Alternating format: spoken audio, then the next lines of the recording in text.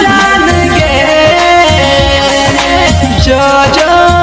जान गे भरोसा तोर धलही गे कोना विश्वास करियो हम गे घुट घुट के जिया पैसन देख गलही जगम जब ने है दोसरा से जोड़ लही फिर लगियो बोलला से कवन फायदा जब साथ हमार छोड़ लही फिर लगियो बोलला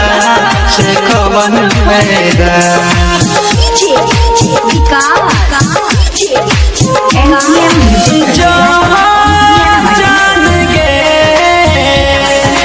जो जान गे कबो अनजान बहन के तो बगल से चल जाए गे मेरी बेरी कहे गलती जनबा चल जाए गे